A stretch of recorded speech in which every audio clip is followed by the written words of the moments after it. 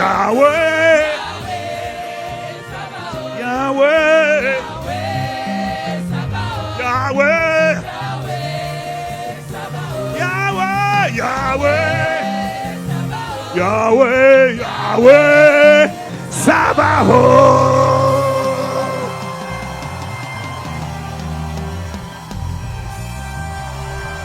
Si Dieu t'a béni, acclame-le. Quand tu acclames, tu es en train de dire au revoir à la dépression, au revoir à la tristesse, au revoir à l'amertume, au revoir au découragement. Tu prends le contrôle. Tu prends le contrôle de ton âme. Tu la soumets à la parole. Et cette parole te rend sage. Elle te rend intelligent. Elle te rend plus intelligent que tous les vieillards. En intelligence, celui qui avale la parole est plus intelligent que tous les vieillards. Ça n'a rien à voir avec l'âge. Non, c'est pas l'âge. C'est la capacité à avaler la parole et à la mettre en pratique. Dès que tu l'avales, quel que soit ton âge, les anges disent waouh, quelle sagesse, quelle intelligence, quelle instruction. Waouh. Et c'est ça. C'est la mise en pratique de la parole qui fait de toi un prodige. Pourquoi? Tout le monde déprime. Tout le monde a peur. Tout le monde passe par la dépression. Toi, tu arrives, tu es plus petit que tout le monde. Mais on dit quoi? Toi, tu n'es pas déprimé? Tu dis non. C'est quoi ton secret? J'ai un protocole. J'ai une clé. J'ai un principe. Quand je l'active, les choses là disparaissent de moi.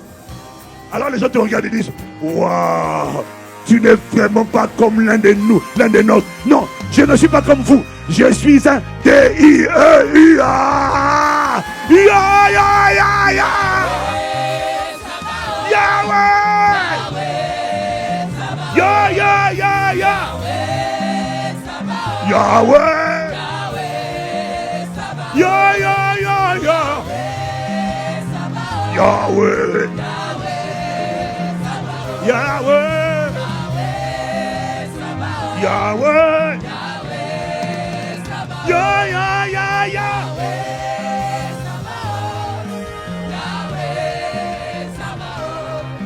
The King. The King. C'est vrai? Oh. Wow. Le Dieu des armées. Le Dieu des armées. Le roi. Est-ce qu'il y a un roi ici? Est-ce qu'il y a une reine ici? Yahweh. Le Dieu des armées. Le roi. Yahweh. Yahweh. Le Dieu des armées. Le roi de gloire. Yahweh. Yahweh. Yahweh. Yahweh. Ça va. Une dernière fois. Pompe-moi le torse. Yahweh.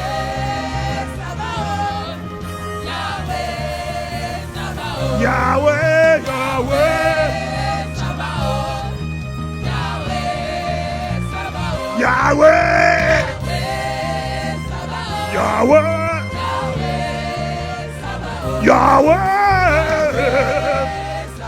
Yahweh. Yahweh. Yahweh. Yahweh. Ça va.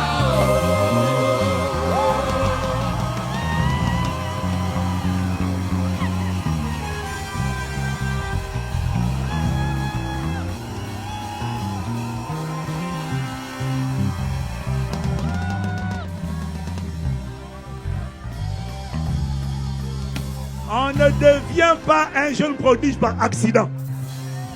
On devient un prodige par application.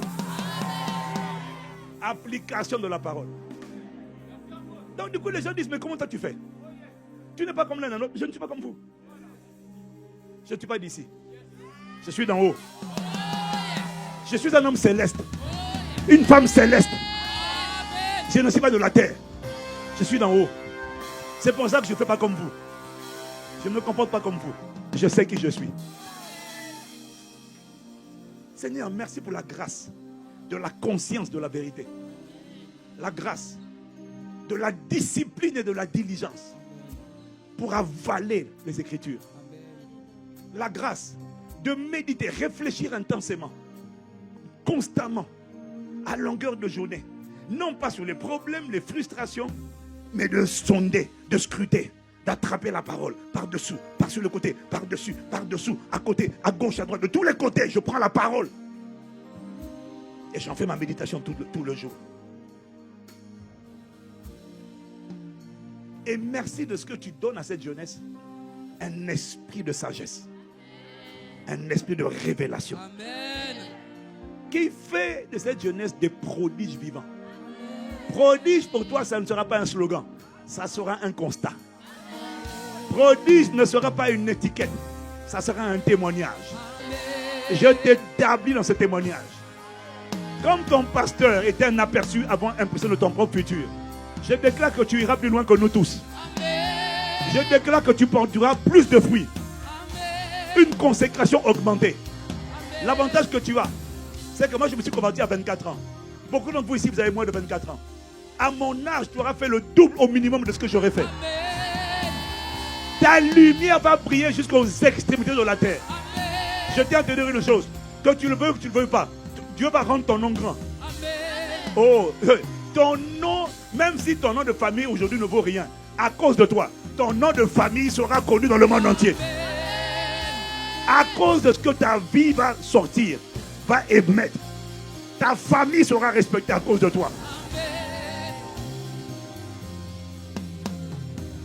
Seigneur, je relâche ces paroles. Avec la grâce qui va avec. La haine du mal. La crainte de Dieu. Rentre dans les cœurs de ces jeunes. Amen. Ils ne seront pas connus pour être des débauchés, des échecs scolaires. Non, non. Des merveilles, des lumières et des splendeurs vont sortir de leur vie. Amen. À la louange et à la gloire de ton nom. Amen. Quel que soit comment ta vie a mal commencé, l'esprit d'intelligence, l'esprit de grâce te pénètre. Ta vie change. Amen. Tu sors des cendres. Amen. Tu sors de la misère. Amen. Tu sors des prisons sataniques qui avaient enfermé tes parents, ta famille. Toi, ton histoire sera différente. Ton cas sera différent. Amen. Ta lumière va briller. Ta gloire sera visible au milieu des ténèbres de ton époque et de ta génération. Tu seras un cauchemar. Il n'y a personne qui va triompher de toi. Ce qui ne m'a pas dominé ne te dominera pas. Je relâche cette grâce sur toi. Amen. La grâce des prodiges vivants. Amen. Des miracles vivants. On va voir, on va dire non. Comment il fait à cet âge pour avoir une sagesse même que les vieillards n'ont pas? Une intelligence que même les gens de 70 ans n'ont pas. C'est ça qui t'a introduit dans la catégorie des prodiges. Amen. Bienvenue dans ton destin. Jeune prodige. Acclame Dieu pour toi-même. Acclame Dieu pour toi-même. Acclame Dieu. Acclame. Acclame.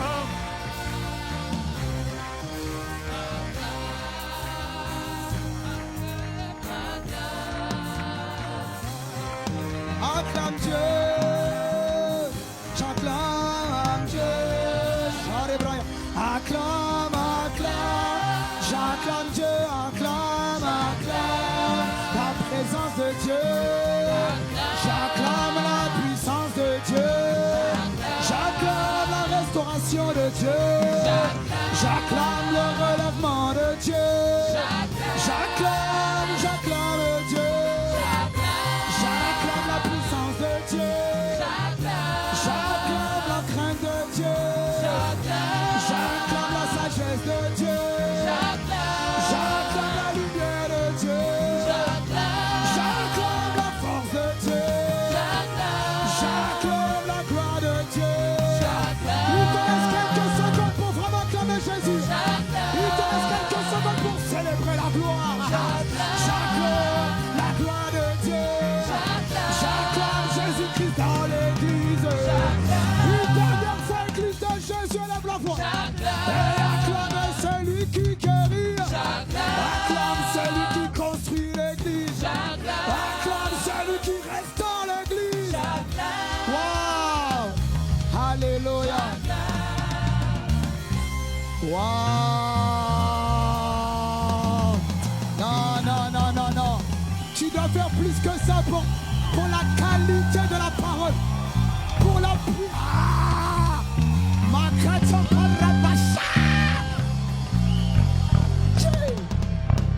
Dis avec moi, c'est quoi ce message?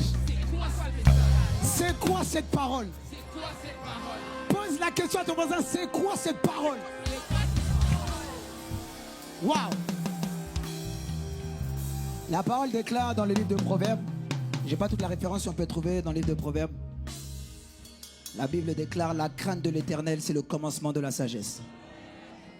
Et nous bénissons Dieu pour une telle parole. Parce que non, vraiment, nous bénissons Dieu pour une telle parole. Merci. Proverbe chapitre 1, verset 7. La crainte de l'Éternel est le commencement de la science. Personne dit le commencement de la sagesse. Les insensés méprisent la sagesse et l'instruction. Mais nous, par la grâce de Dieu, nous sommes et nous allons être une église des jeunes qui ne méprisent pas la sagesse et l'instruction. Si tu le crois, tu donnes un bon amen dans la présence de Dieu. Wow.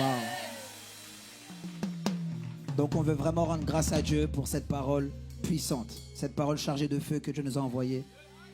Vraiment, je crois que Dieu a compassion de nous et il construit une église glorieuse, sans ride et sans tache, une église sainte, une église pure, une église qui reflète le Christ. Est-ce que tu le crois vraiment et tu es en train d'acclamer Jésus? Parce que Jésus a décidé de faire de toi et moi des prodiges dans leur génération. Oh, je ne sais pas pour toi, mais il y a un sentiment de reconnaissance devant la grâce, la fidélité, la miséricorde de Dieu. Oh, incroyable. Donc si tu veux rendre grâce à Dieu pour ce temps avant de passer au temps des offrandes et des annonces, devant une telle parole, cette parole ne peut pas nous laisser indifférents. Qu'importe ton âge, surtout si tu es jeune, cette parole ne peut pas te laisser indifférent parce que Dieu t'a montré que tu as beaucoup de valeur à ses yeux et qu'il a un plan pour toi et qu'il ne veut pas que tu gâches ta vie ou encore que tu gâches ta gloire, mais que tu sois trouvé dans la catégorie des jeunes sages. Alors que nous avons tous la tête inclinée en ces instants, tu peux prendre place dans la présence de Dieu. Alors que nous avons tous la tête inclinée, tu es là cet après-midi et toi tu n'as jamais reçu Jésus dans ta vie. Alors tu entends parler de Jésus, mais tu lui as jamais donné ta vie, ou en tout cas tu n'as jamais reçu sa vie à lui. Parce que tout commence lorsqu'on reçoit Jésus dans sa vie en tant que Seigneur et Sauveur personnel. Peut-être que tu vas à l'église, mais tu vas à l'église en suivant tes parents. Tu es un jeune et tu n'as pas une alliance avec Dieu. Et tu le sais, parce que tu sais dans ton esprit que tu n'es pas sauvé. Ça veut dire que tu n'as pas une intimité avec Jésus qui pourra t'emmener à vivre l'éternité avec lui. Alors si tu es là, alors que nous avons tous la tête inclinée, je veux te laisser l'opportunité de ne pas rentrer chez toi sans avoir reçu ce Jésus dans ta vie. Alors que nous avons tous la tête inclinée, tu peux lever la main simplement. Ça veut dire oui à Jésus. Alors que tu lèves la main, tu décides désormais de recevoir ce Jésus dans ta vie. Je vois une main levée. Lève distinctement la main. Tu n'as pas honte dans la présence de Dieu. Je vois une deuxième main. Lève la main. Je vois une troisième main. C'est ton jour de salut aujourd'hui. Je vois une quatrième, une cinquième. C'est ton jour de salut aujourd'hui. Jésus est venu te chercher au milieu du monde, Alors que tu as la tête, alors que nous tous nous avons la tête inclinée et que tu as la main levée, c'est entre Dieu et toi. Tu vas faire cette prière avec moi, mais de tout ton cœur. De tout ton cœur, et tu vas dire à Jésus, viens dans ma vie. Alors tu vas répéter avec moi, Seigneur Jésus, toi qui as la main levée, dis-le de tout ton cœur et l'église va t'accompagner. Dis avec moi, Seigneur Jésus, merci pour ta parole. Pardonne-moi, pardonne mes péchés, pardonne mes manquements, pardonne mes fautes, pardonne-moi parce que j'ai marché loin de toi. Je ne te connaissais pas. J'avais entendu parler de toi, mais je ne te connaissais pas. Aujourd'hui, Seigneur, je crois que tu es mon sauveur et que tu es mon Seigneur personnel. Viens dans ma vie, guéris ma vie, sauve ma vie et console mon cœur. Aujourd'hui, je déclare que je suis enfant de Dieu au nom de Jésus. Amen, amen, amen, amen, amen, amen, amen. Waouh, toi qui viens de faire cette prière de tout ton cœur pour la première fois, tu as levé la main. Viens devant, viens devant, viens devant. Viens devant avec rapidité, avec vitesse. Viens déclarer, on va prier pour toi. On va déclarer sur ta vie. On va t'accompagner. Lève la main, je vois des personnes qui ont levé la main. Accompagnez-les, avancez-vous devant. On va prier avec vous, l'église va prier avec vous. Alors qu'il y a une aide d'honneur qui se met devant pour les accompagner. Est-ce que l'église des jeunes prodiges peut encourager les nouveau-nés? Encourager les nouveau-nés. Église des jeunes prodiges, je ne t'entends pas. Je ne suis pas en train de t'entendre. J'accepte Jésus. Accepte. J'accepte Jésus. Oui, j'accepte. J'accepte Jésus. Si tu dois revenir à Jésus, c'est maintenant, c'est maintenant. C'est maintenant, reviens à Jésus, reviens à Jésus. Reviens, reviens, rejoins le wagon, reviens le jamon. Rejoins le wagon du salut. Il y a encore 2 ou 3 jeunes qui doivent venir. Avance-toi devant. J'accepte. J'accepte aujourd'hui. J'accepte mon Seigneur et Sauveur. Encore quelques secondes, on t'attend, tu peux venir devant. On va prier pour toi. J'accepte. J'accepte. J'accepte. Waouh, gloire à Dieu. Regardez comment ils sont tous joyeux. Acclame le Seigneur pour nos frères et sœurs qui viennent de rejoindre le wagon de la gloire. Vous êtes bénis au nom de Jésus. Vous êtes bénis grave. Waouh, alléluia. Gloire à Jésus. Amen. Donc l'église, nous allons tendre les mains vers eux, vers nos frères et sœurs. Maintenant, vous êtes nos frères et sœurs dans le Seigneur parce que vous avez rejoint la famille de Dieu. Non pas une église physique, mais une église spirituelle que Dieu est en train de bâtir. Alors nous allons élever les mains vers eux, vous allez tendre les mains vers eux et on va prier, on va déclarer de bonnes paroles. Tu vas prier, tu vas les bénir et tu vas prier qu'ils soient enracinés dans le roc, qu'ils soient établis dans l'église locale et qu'ils prient dans leur génération. Élève la voix et prie pour eux. Prie pour eux, élève la voix, je veux entendre ta voix. Prie pour eux, prie pour tes frères. Seigneur, nous recommandons nos frères et sœurs à ta grâce. Seigneur, alors qu'ils t'ont reçu, alors qu'ils t'ont choisi, parce que c'est toi qui les as choisis. Mais cet acte montre qu'ils ont décidé de marcher avec toi. Alors nous les recommandons à ta grâce. Nous déclarons qu'ils sont affermis dans le roc. Nous déclarons qu'ils sont enracinés, fondés dans l'amour. Nous déclarons que ta main que tu as mise sur nous, tu la mets sur eux dans le nom de Jésus. Merci pour ta grâce, bénis-les au nom de Jésus le Christ.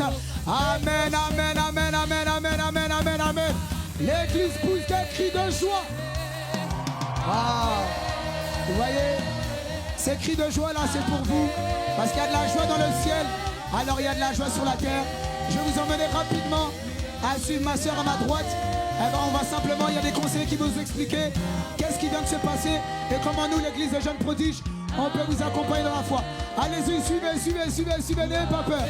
Ça va durer quelques instants. Au niveau. Amen, amen. Amen à Jésus-Christ. Est-ce que l'église est dans la joie? Est-ce que l'église des jeunes prodiges pousse les cris de joie? Waouh. Waouh. Dis à ton voisin, c'est comme ça ici, c'est la joie. Tu sais, là où il y a l'Esprit du Seigneur, il y a la liberté. Là où il y a l'Esprit du Seigneur, on est dans la joie. Dis à ton voisin, on est dans la... On est dans la... Et on veut passer à un moment important pour nous, le moment des offrandes, on veut le faire dans la joie. Avant cela, je vais prier avec tous ceux qui ont pu préparer leurs offrandes. Si tu as préparé tes offrandes, il y a le moyen de pouvoir semer, je crois que... Hein? Ouais, merci. Il y a le QR code là. Il y a le QR code là, tu peux scanner simplement. Et je vais simplement prier rapidement. Et rapidement, simplement. Seigneur, merci pour ta grâce. Merci Seigneur de ce que tu nous fais grâce. Tu as dit dans ta parole que celui qui sème abondamment récoltera abondamment. Nous voulons manifester notre générosité, nous voulons manifester notre amour en semant dans ta maison, en apportant nos dons, nos trésors que toi tu nous as donnés. Alors reçois Seigneur nos offrandes que nous faisons avec notre cœur et avec amour, parce que nous voulons te mettre en premier dans nos vies. Reçois favorablement au nom de Jésus le Christ. Amen, amen, amen, amen, amen, amen, amen. Amen. Acclame Jésus, tu as préparé ton offrande, tu peux donner à l'accueil avec joie et en toute liberté. Et quelqu'un me donne un bon amen. Je tiens à te rappeler que notre temps des offrandes est simplement un culte qu'on rend à Dieu. Les offrandes ne sont pas obligatoires, mais c'est un mouvement de notre cœur d'expression envers Dieu. Amen. Et les offrandes que nous faisons, ce sont des offrandes que nous faisons avec amour et de tout cœur pour notre Seigneur. Amen. Très bien, on va passer à un autre temps important. Pour nous, c'est le temps de l'accueil des nouveaux. Est-ce que le MLA est prêt? Est-ce qu'il y a des nouveaux ici parmi nous? Des nouveaux, c'est la première fois que tu viens à l'église des jeunes prodiges. On va simplement t'inviter à te lever. Simplement t'inviter à te lever dans la présence de Dieu. Lève-toi ma soeur, lève-toi ma soeur. Je vois, il y a des personnes. J'entends des cris, j'entends oh my God. Oh! Est-ce que l'église des jeunes prodiges est dans la joie? On y va! Tout le monde! Nous sommes dans la joie de t'accueillir à l'église. Nous sommes dans la joie de t'accueillir à l'église. Nous sommes dans la joie de t'accueillir à l'église. Nous sommes dans la joie de t'accueillir à l'église. Une jeunesse embrasée pour glorifier Jésus. Amen. Transformée, restaurée et remplie d'amour. Amen. Une jeunesse embrasée pour glorifier Jésus. Amen. Transformée, restaurée et remplie d'amour.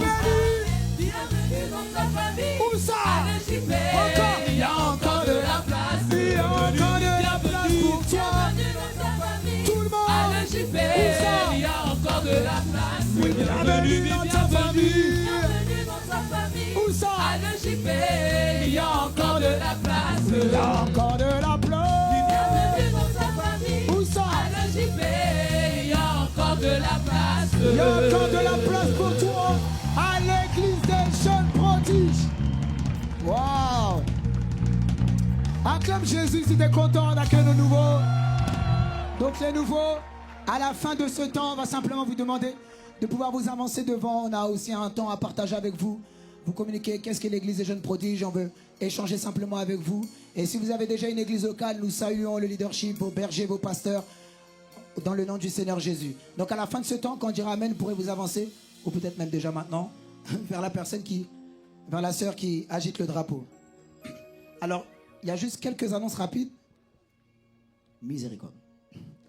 Il y a quelques annonces rapides. Ok, quelques annonces rapides. Premièrement, est-ce que tout le monde est au courant de la retraite Koumi? Non, est-ce qu'il y a une jeune sœur qui fait vraiment du bruit à cet endroit? On dirait on t'a puni, on t'a fâché. C'est quoi ton problème? Donc la retraite Koumi, j'ai pas les dates. Miséricorde, j'ai pas les dates. Mon téléphone. Ah waouh. La retraite Koumi, donne-moi. Non, on est obligé de booster les bons programmes pour l'édification de nos sœurs. Donc on se retrouve du vendredi 18 avril 15h et samedi 19 avril 10h. Ok, donc il y a 2 dates selon tes disponibilités. Tu peux scanner rapidement ou sinon tu vas sur la plateforme Instagram. Donc voilà, tu auras toutes les informations. Est-ce qu'une jeune sœur est contente pour la retraite? Donc si tu croises une jeune sœur qui n'y va pas, tu dis un bon. Alléluia. Gloire à Dieu. Alors il y a d'autres annonces, mais mon téléphone, miséricorde, mon téléphone.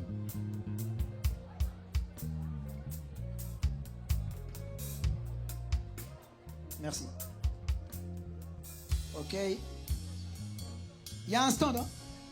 Il y a un stand pour la retraite à l'extérieur. Donc, il y en a qui vont te anakazo retraite.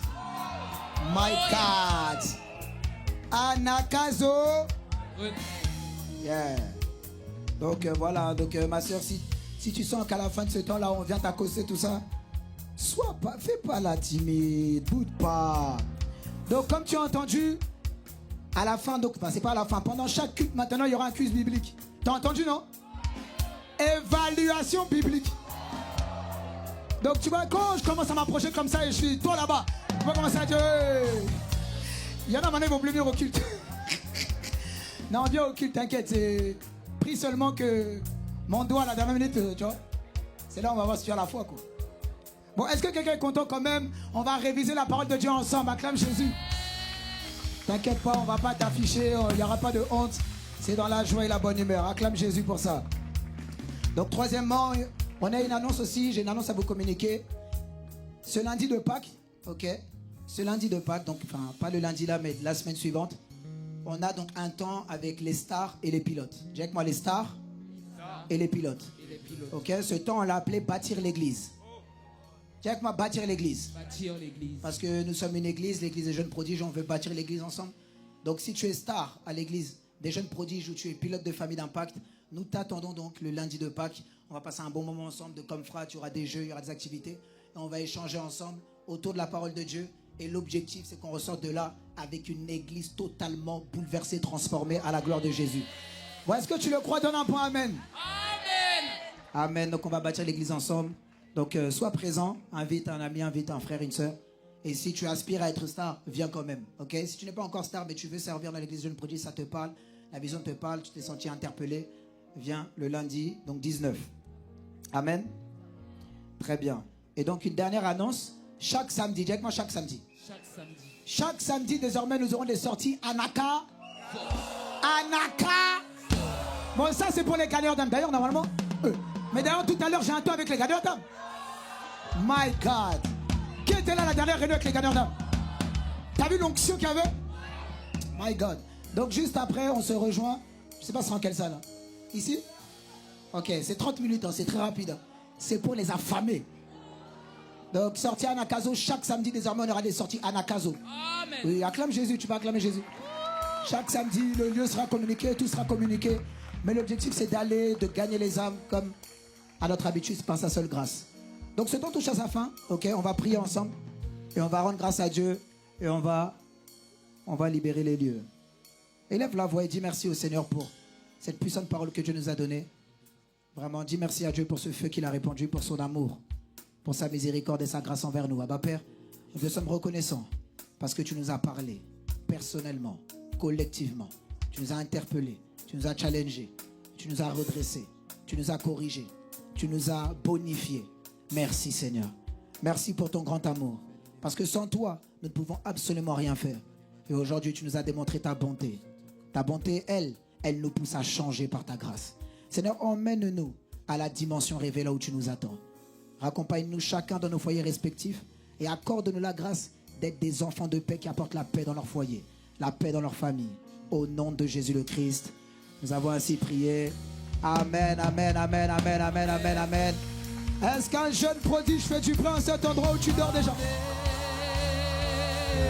Alléluia. Donc on se dit à tout à l'heure, ça va durer vraiment quelques minutes. Pour ceux qui veulent rester les gagnants d'âme. Voilà, que Dieu vous bénisse. Passez une excellente fin de journée. Amen, alléluia. Est-ce qu'il y a une personne qui est content de ce culte, qui est content du message qui a été relâché? Si tu es content et tu es joyeux, tu peux commencer à te lever. On va célébrer le Dieu ensemble. On va lui redonner la louange qu'il mérite. On va lui redonner toute la gloire, toute l'adoration qu'il mérite. Parce qu'il est le Dieu vivant, le Dieu qui veut nous transformer, le Dieu qui nous aime. Tu peux commencer à taper les mains. Toute louange à notre Dieu. Oui, toute l'adoration à notre Dieu. Toute louange, toute louange.